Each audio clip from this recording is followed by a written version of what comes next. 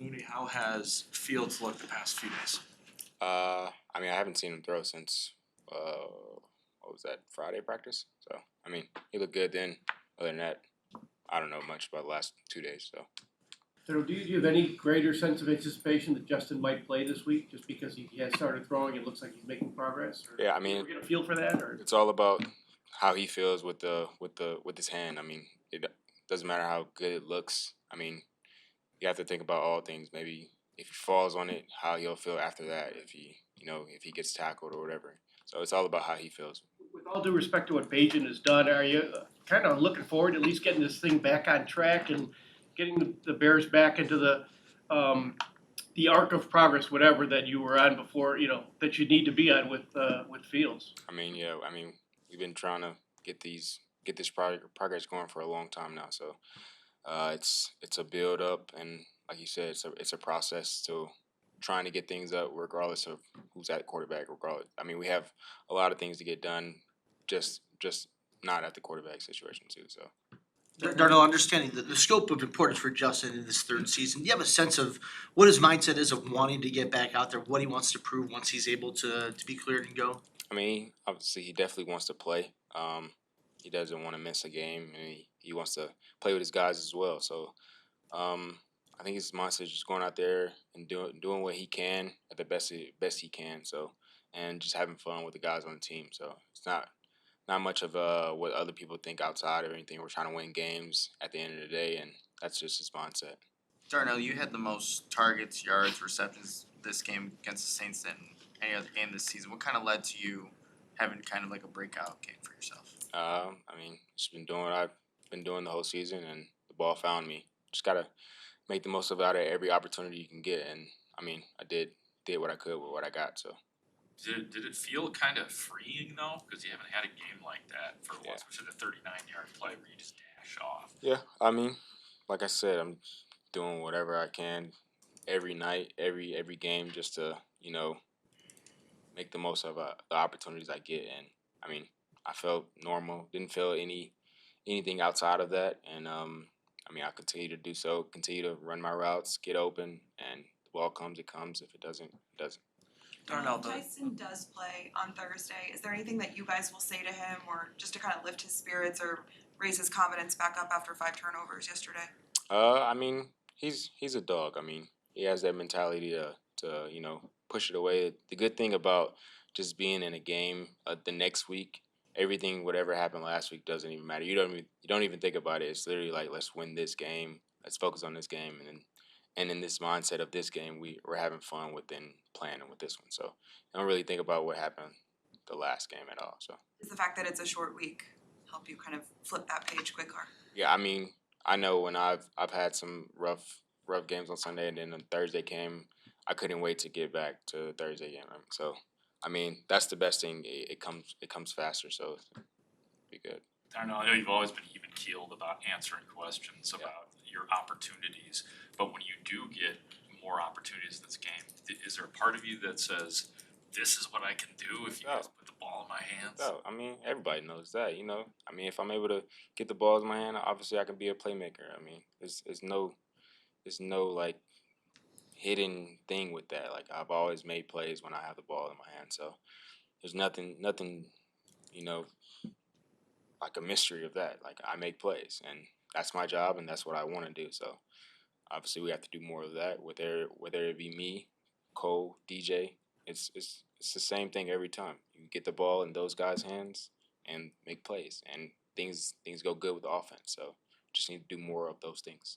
Do you think that the production you had yesterday is kind of a hit and miss thing with the way things are going, or is this a sign that the offense has kind of found you as a target and will continue to grow from that, and it'll be more consistent for you? I mean, we got to see consistency with everything. So I mean, I'm looking for those forward towards those opportunities and see if that was just a thing or what so. But like I said, it's about not just me. It's about DJ. It's about Cole. Get the ball in these playmakers' hands and let us make plays. So, and that shines good with the offense. Every time DJ has a big play, we end up scoring. Every time Cole has a big play, we end up scoring. Me, whatever. You just need sparks, whatever drive. You need at least one or two sparks to go down and score. And we need those within those guys that have playmakers. I mean, the playmakers to do those things within every series. Sorry, on the 1st and 10 play where Tyson checks the play at the line and then it ends up going to you behind the line of scrimmage, and then you got a first down on it. You know what I'm talking about? I don't say it again. What? It was a 1st and 10 play. You guys had just converted on a 3rd and 2. Okay. Tyson checks the play at the line, and then the ball comes to you behind the line of scrimmage, and then you got a first down. Yeah. Can you take us through that check and then what you saw on that play? Because it kind of looked like you maybe wanted even more there. Oh yeah. It was just a screen. I guess he's seen some pressure, and just usually when you have blitzes or whatever, the best thing is a screenplay. So to take care of that, and I just had 1-on-1 with Tyrann, kind of tried to make a miss, slipped it a little bit, and then he grabbed my foot. So I thought I was gonna score, and then I was getting stuff from Tevin the whole night after that play. So I definitely wanted to score. Even that one, the long run, just feel like I could score every time. So. With it being Carolina week, it feels like a natural time to ask you about, DJ and the impact. What in these 8 months, something that obviously the on-field impact and all that, but like what to you that we don't necessarily see every day has kind of highlights his impact on this team? I mean his mindset of just coming in every day and he has the mindset of give me the ball so I can make this work, and it's like a domino effect with everybody. Okay, he has that confidence, and it's a reason why he has that confidence because he works at it. And I mean, every time he gets the ball, he makes a play. So I would say within last year, to compare to this year, with him not being on team and being here, it's like with me, I can say having that guy next to me and just knowing that, hey, it's another guy that's going to make some plays. Hey, I got to make some plays too. So, and he's always going to be making those. So it definitely gives me the motivation to continue to try to make some plays. I mean, you guys both want the ball, Yeah. and I know that there's been times where it just feels like the targets haven't been there. How? Neither of you are demonstrative about it. I mean, sometimes you can see guys in the body language get frustrated. How do you stay so even keel when there might be a game where you get 8 targets, there might be a game where you get 0.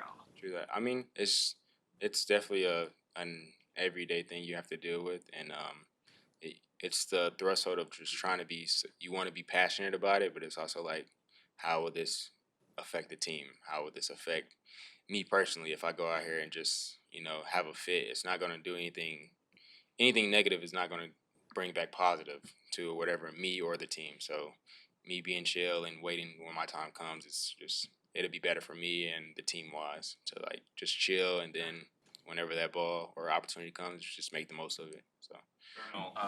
A couple of defensive guys recently have gotten extensions. Jalen Johnson has been desiring an extension. Anything new with you in terms of your desire to be here long term, or talks that you may have had? Yeah, I mean, within all that, I mean, everything's up in the air. I mean, whatever happens, it happens. I mean, you can say whatever Jalen, me, whatever guys. I mean, look at Tremaine. Look at